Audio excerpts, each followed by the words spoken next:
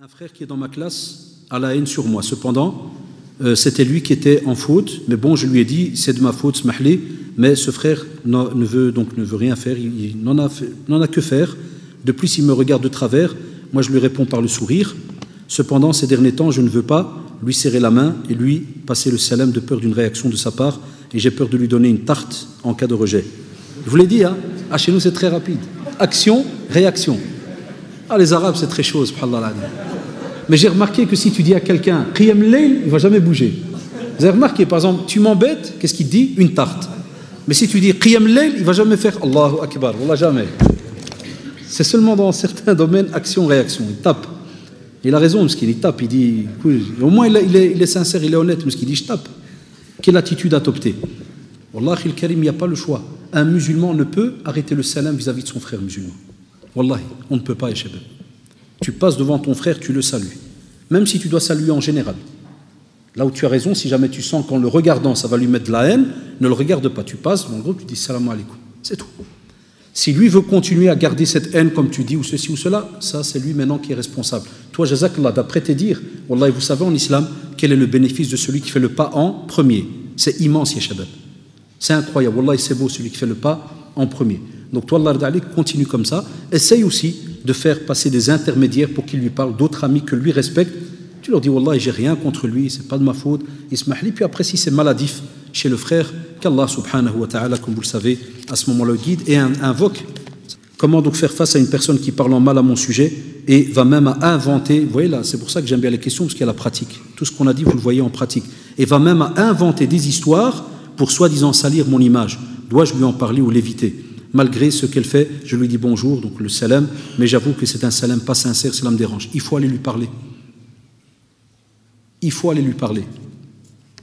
Nous, notre génération, alhamdoulilah, on a grandi comme ça. Je ne sais pas les autres, Allahu alam. Mais beaucoup de notre génération, on nous dit souvent, ouais, vous êtes des msantah, ça, vous êtes des drôles, vous venez comme des petits kamikazes, là, vous. Nous, on a grandi comme ça. Dès qu'on voit un frère, il tire la tête bizarre, ou l'a dit, on va chez lui, ça, maintenant, qu'est-ce qui se passe? Ah, demain, je meurs, j'ai pas envie que tu me colles un truc sur mon dos, alors j'en ai déjà 500 collés sur mon dos. Ah, tu veux ton dossier à toi, tu veux me le coller? Parle-lui, dis-lui qu'est-ce qui se passe. S'il y a quelque chose, on le corrige. Et si on n'est pas d'accord et toi tu as un avis, j'ai un avis, alhamdoulilah, on se respecte et ça s'arrête là. Mais il faut aller, Allah yarda alaykoum ya shabab. Spécialement quand tu as eu un problème avec l'un et l'autre et que tu crois que, va chez la personne. Et à ce moment-là, quand tu as mis en garde la personne et qu'elle continue à mentir, là tu peux le dire à ceux qui viennent chez toi, tu dis, Wallahi, j'ai parlé avec la personne, je lui ai expliqué. Et c'est tout. Mais la personne doit savoir qu'un jour ou l'autre, elle va rencontrer Allah subhanahu wa ta'ala, comme on l'a dit. J'ai calomnié une sœur, mais je n'ai pas osé lui dire. Je lui ai demandé pardon sans lui dire la raison, et elle m'a pardonné, suffisant. Des fois, dans certains cas de force majeure, na'am.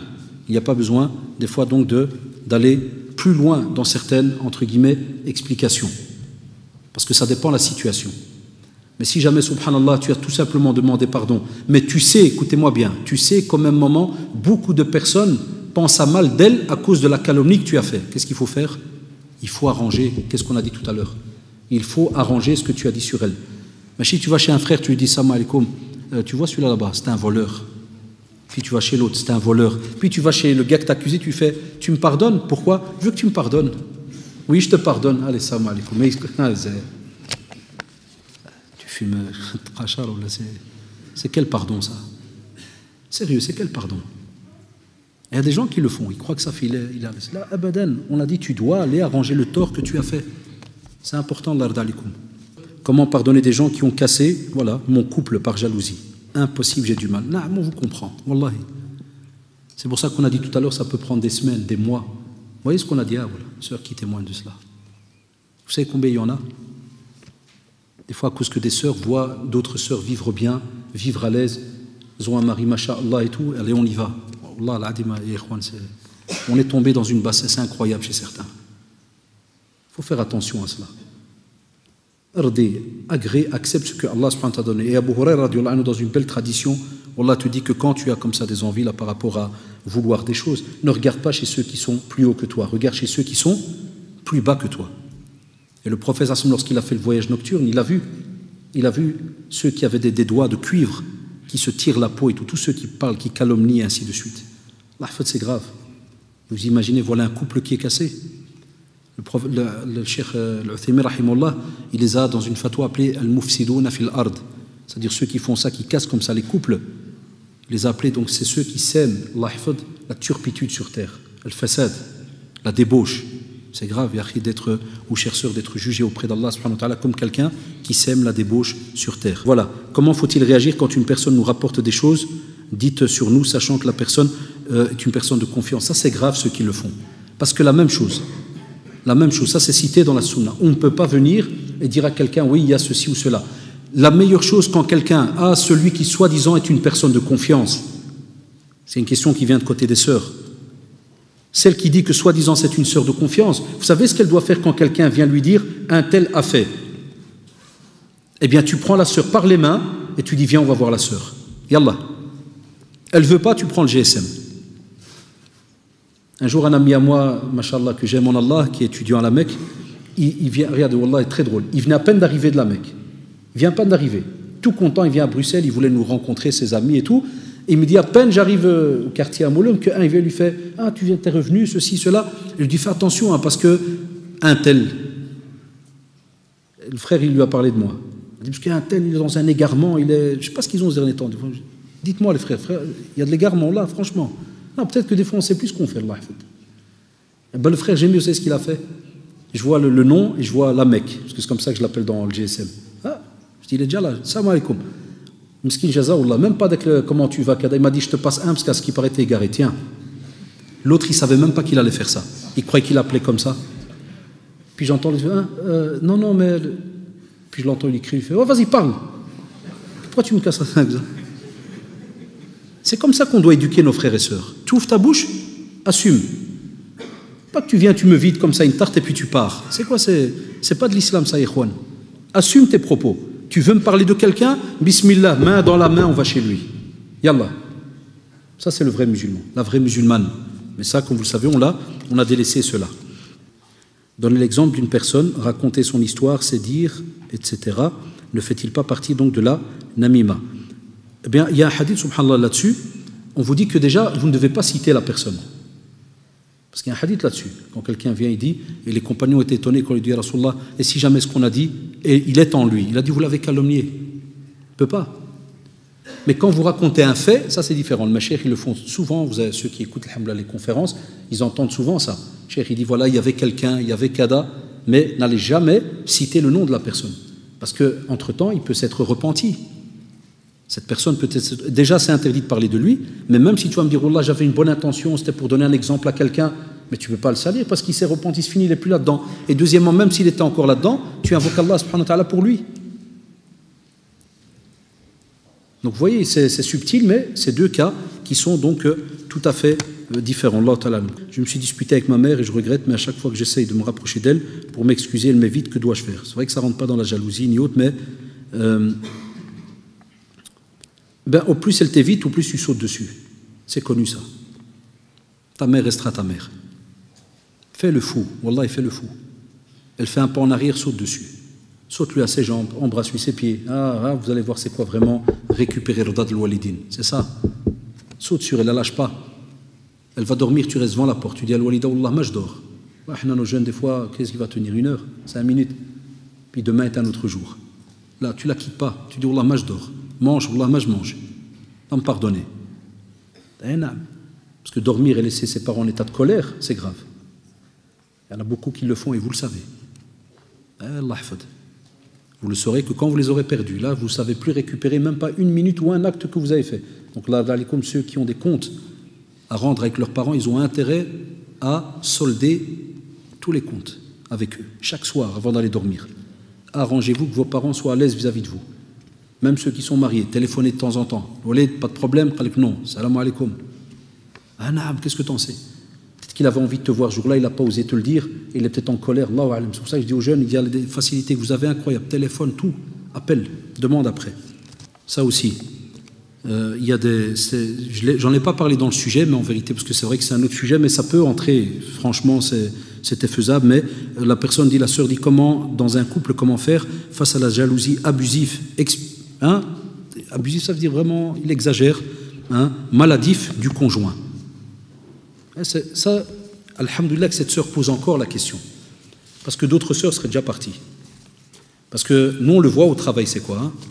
Vivre avec quelqu'un qui a une jalousie, même des hommes, des fois, se plaignent de cela.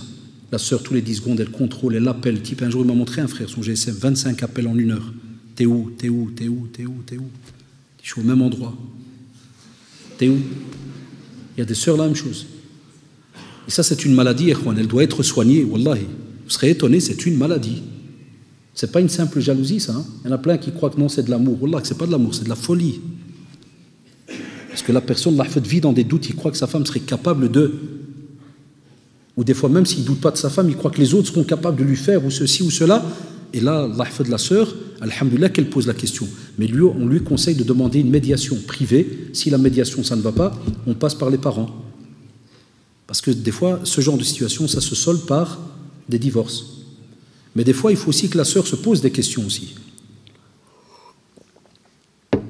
Et excusez-moi de la franchise, des fois, il y a des sœurs qui, par exemple,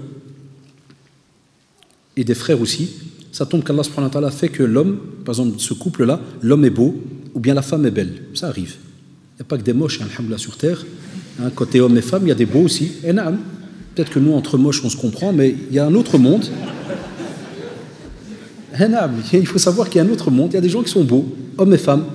Et des fois, subhanallah, si tu trouves un homme qui a tiré le gros lot, il est tombé sur une sœur, mashallah, toute jolie, tout ce que tu veux, wallahi, des fois, Shaitan y vient et lui fait hey, comme toi, elle t'a tapé à l'œil, elle va taper à l'œil de 500 types dans le quartier. La honte, mon frère. Type, il devient belle, c'est tout. S'il aurait aimé que sa femme sorte avec lui dans un caisson, il aurait sorti en la tirant comme ça, dans une caisse, avec un petit trou, et puis il parle avec un araf, c'est avec les... Ça va, tu respires, tout va bien, je te rajoute un peu de... Parce que pour lui, tout le monde va la prendre, tout le monde va la regarder, tout le monde. Et il y a des sœurs, la même chose, qui nous le disent. Monsieur, en vérité, regardez, voilà, une sœur derrière moi m'a dit, monsieur, moi j'ai pris mon mari, parce qu'en vérité, c'était le beau gosse du quartier. Et regardez comment elle est devenue jalouse à cause de quoi. C'est tout bête, subhanallah. Elle m'a dit, parce que c'est le frère qui l'a envoyé, elle m'a dit, avant que je le demande en mariage, toutes les filles le voulaient. Beaucoup de filles voulaient se marier avec lui. Habib al-Jamahiri, ça existe, ça, des aimés de la société. Et tout le monde voulait ce frère. Il me dit, alhamdoulilah, je me suis moi marié avec lui. Elle me dit, maintenant, je sais que les autres sont envieux, et je suis sûr qu'elle pense encore à lui. Tu vois, Shaitan, comment il entre là. Alors qu'on est censé baisser le regard, on est censé ne pas avoir des pensées par rapport à quelqu'un qui est haram pour toi. Mais ça, Satan, il te fait oublier ça. Et voilà, la sœur te dit, c'est devenu maladif maintenant. Dès que mon mari sort, je suis malade. Je ne suis bien que quand il rentre à la maison. Tu vois, subhanallah. Et on a des frères, la même chose. Et l'autre franchise, je dois être honnête, chère sœur, revoyez aussi vous, comment vous êtes quand vous sortez. Parce qu'il y a aussi des sœurs qui n'imaginent pas, hein, qu'Allah les guide. Il y en a qui touchent leurs sourcils, il y a des sœurs qui sortent maquillées, parfumées, des hijabs 42 pièces, 3 couleurs, fluo, kada, ceci, cela. L'autre, elle est tympante, là, je te dis pas, tu crois, dans un défilé, elle s'étonne que le mari il est malade quand il la voit sortir. C'est comme s'il voit sa femme qui va être enlevée, il est là, il dit, ya Rabbi, ya Rabbi, ya Rabbi. Mettez-vous à la place. Après, elle te dit, non, mon mari, il abuse. C'est normal, chère sœur. N'importe quel savant te dirait, alhamdoulilah, qu'il est encore vivant, le type. Ben oui, il aurait déjà une crise cardiaque depuis des années. Et il y a des gens, wallah, il y a des gens, ils vont pas loin dans les détails. Ils croient tout simplement, oh, qu'est-ce qu'il a, pourquoi il a cet excès. Mais revoyez aussi un petit peu votre situation. Sauf si la sœur dit, non, moi, alhamdoulilah, il n'y a rien de kada, excès maladif. On vous dit, allez voir le côté médical, wallahu ta'ala a'lam. Il dit ici, un frère et une sœur travaillent ensemble dans une mosquée. Ils font un travail formidable. Cette sœur s'est trouvée... Je n'ai pas compris le mot. Donc il y a eu un problème. Donc le frère s'est trouvé à cause de son travail au niveau social. Beaucoup de bruit court à leur sujet. Comment peuvent-ils continuer leur travail formidable sans faire attention au ragot à leur sujet? Et cette sœur, comment doit-elle se comporter face à cette jalousie de ses propres sœurs? Ils n'ont déjà pas à travailler ensemble, ce qui n'est déjà pas logique. Quand tu travailles dans une mosquée qui a frères et sœurs, il y a le comité des frères, il y a le comité des sœurs. Et si une sœur qui est responsable côté sœur doit transmettre quelque chose, alhamdoulilah, il y a un secrétariat, elle peut laisser donc un document disant voilà, activité un tel pour prévenir qu'on a besoin de la salle, de ceci, de cela. Et alhamdoulilah, il y a le responsable de la mosquée. Et on ne se retrouve pas tout seul dans une pièce, il faut un mahram, ou bien, comme vous le savez, 2 tout seuls, le 3e c'est shaitan anaoullah. Donc il y a toute une structure, ce qu'on appelle les cas de force majeure. À la base, en septembre, on définit le programme de l'année, les cours kada, mais pas tout seul un frère et une sœur dans une pièce. Et alhamdoulilah, par exemple, il y a des centres connus où il y a des activités pour frères et pour sœurs. Ben, les sœurs établissent leur programme, leur ceci, leur cela, elles déposent leurs doléances, cada, secrétariat y voit. Alhamdulillah, nous on a des règles hyper à l'aise de ce côté-là. Mais ce n'est pas parce que c'est dans une mosquée que le frère doit graviter avec la sœur et se retrouver à deux dans un bureau et faire ceci ou faire cela, non. Donc l'affaire, elle est très simple en vérité. Chacun doit garder ses limites. Je sais que c'est peut-être un discours qui choque certains, mais chez nous en islam, on est fiers de vaut mieux prévenir que guérir. Alhamdulillah. Nous, ce qui est beau dans l'islam, c'est qu'on ose avouer la faiblesse de l'être humain. Les musulmans ne sont pas gênés de cela. Et spécialement la faiblesse de l'homme. L'homme. La preuve dans le Coran, celui qui est le plus touché, c'est l'homme. C'est l'homme qui convoite le plus la femme, c'est pas l'inverse. C'est pour ça qu'on n'est pas gêné de ce côté-là. Dans la religion, c'est des choses qui sont franches. Allahu ta'ala. Voilà, une sœur, c'est normal, donc ça la touche à l'intérieur, mais elle a de quoi. Doit-on accepter que notre mari ait des amies femmes? Doit-on s'en séparer ou accepter de vivre malheureux, sachant que cet homme n'a pas changé en 5 ans? Il n'a pas le droit. Vous imaginez, c'est toi, tu viens, tu lui dis, écoute, j'ai 5 amis. Ça serait l'arabe, comment ils sont? Je n'ai même pas dit musulmans. Un arabe, il est tellement fier, façon de parler vis-à-vis de son épouse, que si l'épouse aurait le malheur de lui dire, voilà, ben, à partir d'aujourd'hui, je connais Jean-Jacques et Momo et Kada et tout, il va voir, ça c'est la vérité, subhanallah. Wallah, il ne va pas aimer. Mais subhanallah, est-ce que c'est haram pour elle et halal pour toi? Comme ils disent les savants, haramun alaykum, halalun alayna. Combien de frères demandent de ces règles incroyables à leurs femmes? Tu ne parles pas au parlophone, tu ne parles pas au téléphone, tu ne réponds pas, tu ne fais pas. Et lui, tabarakallah, à l'aise. Quand il prend la parole, il ne tarit pas d'éloge. Belle voix, très douce, tu as affaire au plus grand des. Non, ya ikhwan, wallah, ce qui est haram pour toi est haram pour elle. Tu n'as pas à avoir d'amis. Donc la sœur, vous devez lui redire ça encore une fois. Il ne veut pas, vous faites une médiation avec les parents. Il n'a pas qassar avec des sœurs. Parce qu'il faut une médiation, car je ne peux pas juger. Qu'est-ce que c'est avoir des amis? C'est très restreint cette phrase. Quoi qu'il arrive, comme elle est mise là, on ne peut pas. On a donc, comme on l'a bien expliqué, vous avez compris, on a nos limites. Mais demandez donc d'office une médiation. Et vous ne pouvez pas vivre comme ça avec quelqu'un qui qassar avec des sœurs et compagnie, ou des femmes. Non, ce n'est pas un couple musulman, ça. Il y a un problème là quelque part. C'est pas pour rien que l'islam a mis des règles par rapport à cela. Demain après-demain, il est parti avec une de ceux-là. Wallahi. Ça, c'est la réalité, faut pas. Et on en a entendu des choses. Est-ce qu'on peut être jaloux de son épouse ou de son époux? Et il y a ce qu'on appelle al-ghira, qui est positif, qui est l'inverse de ad-dayyuth. Ad-dayyuth, c'est celui qui n'a aucune fierté vis-à-vis de sa femme ou de ses filles. Celui-là ne sent pas l'odeur du paradis. Ça veut dire un homme qui voit sa femme, un type, il vient, il qassar avec elle, il parle, il est à l'aise, il te fait non, mon frère, c'est open life. Ouais, il n'a pas touché, il n'y a pas de problème. Hein. Ou attends qu'il la touche d'abord. Non, mais c'est à l'aise. C'est un dayyuth. Là, ils ne sont pas l'odeur du paradis. Donc là, c'est bien d'avoir cette fierté. Même la femme, c'est bien qu'elle ait cette fierté vis-à-vis de son épouse, de son époux Afwan, et l'époux vis-à-vis donc de son épouse. Qu'en est-il du fait de se confier auprès d'une personne qui nous est proche au sujet d'un tort qu'un tiers nous a fait? Est-ce considéré comme étant mal? Je précise qu'ici, je cite le nom de la personne, le prénom. Non, tout d'abord, vous ne devez pas citer le prénom. Pour ça, le prophète Hassan, quand il donnait comme ça un conseil, dont tout le monde disait que penser de certains qui ont fait ceci ou cela? Eh bien, on doit prendre cette leçon. Vous allez chez une sœur pour vous confier, parlez pas du nom de la personne. Vous savez pourquoi? Certains, ils sous-estiment ça. Quand tu vas parler du nom de quelqu'un, on sous-estime que la personne qui est en face, qui va t'écouter, si cette personne t'aime bien, il va compatir, n'est-ce pas? S'il compatit, il se pourrait qu'il va y avoir wallahi, de la haine vis-à-vis de cette autre personne. Toi, tu t'es confié, tu as vidé ta haine, mais au même moment, tu l'as vidé sur qui? Sur celui qui t'écoute. Celui qui t'écoute, il est comme une éponge. Il va prendre ta haine. Comme il t'aime bien, demain, il voit l'autre, qu'est-ce qu'il va faire? Il va commencer à regarder de travers. Alors qu'il se pourrait que l'autre s'est déjà repenti, c'est fini, elle a oublié, elle a pardonné. Toi, qui n'avait rien à voir, chaque fois que tu vas voir cette personne, tu vas commencer à avoir des doutes. Regardez comment ça se passe. Donc, quand vous avez besoin d'un conseil, ne donnez jamais le nom de la personne. Il n'y a pas besoin, Allah d'alikum, puisque votre but, c'est d'aider l'autre. Donc dis-lui, voilà, moi j'ai une personne, voilà ce qu'il y a, voilà ce qu'il y a. Comment tu peux me conseiller? Voilà comment elle est cette personne, quand elle fait ceci, quand elle fait cela. Mais n'allez pas, Allah d'alikum, donner des noms. Ça, c'est important. Et c'est une amana aussi, celui à qui on a confié cela, doit garder, comme vous le savez, cela donc en secret. Est-ce qu'une femme peut pardonner son mari qui a commis l'adultère?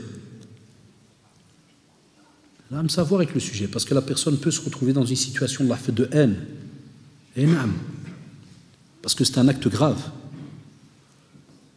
Eh bien, elle ne peut rester avec lui que si jamais il se repent sincèrement. Elle doit lui donner une leçon. Parce qu'en général, les femmes, s'ils attrapent leur femme, les hommes, s'ils attrapent leur femme, à voir comme il adultère, Wallah, mais ils pardonnent à 99%. C'est vrai ou pas, Shabab? Les hommes, ils n'ont pas de pitié. Ben moi, je dis la même chose aux femmes. Tu attrapes ton mari, fais le malin à gauche, à droite. Il faut lui couper la tête sec, tranquille. Je dis, ah, viens. Pour une fois qu'on vous a entre les mains. Il doit savoir que l'acte qu'il a fait, c'est l'acte le plus odieux qu'on a. Vous savez, il y a shirk, ça c'est connu, ça, oulala. Mais dans les relations humaines, l'adultère, c'est une mosiba. Les jeunes, avec tout ce que j'entends, ils n'imaginent pas. C'est une mosiba. Donc la femme doit vraiment faire une enquête vis-à-vis de lui, de savoir s'il se repent vraiment sincèrement. S'il est quelqu'un de nishan, bien droit, à ce moment-là, elle le reprend comme époux. Ni l'homme ni la femme doit jouer avec l'adultère. On ne joue pas avec ça. Abadan. Et on ne doit pas fermer les yeux aussi facilement. Parce que quelqu'un qui commence à toucher le corps des autres, si jamais il voit qu'il n'y a pas quelque chose de strict, un jour ou l'autre, il récidive, à l'aise. Et il faut absolument que, même s'il y a un pardon entre eux, ils doivent en discuter avec un imam ou quelqu'un compétent pour voir qu'est-ce qui l'a poussé à le faire, pour étudier le problème. Parce que des fois, ça peut être... Et ce n'est pas une excuse, attention, qu'on m'écoute bien, ce n'est pas une excuse. Des fois, ça peut être la faute de la femme. Elle l'a délaissé, ceci, cela, et lui, il croit qu'il a fait un bien en allant chez quelqu'un d'autre. Ce n'est pas une excuse. Une femme qui a un problème avec son mari, qu'ils en discutent. Un homme qui a un problème avec son épouse, ils doivent en discuter. Médiation, les parents après, d'abord une médiation neutre, puis les parents. À ce moment-là, s'il faut arrêter, on arrête. Mais jamais qu'on trouve comme excuse d'aller commettre donc l'adultère. Ça, on ne peut pas l'ardalikum.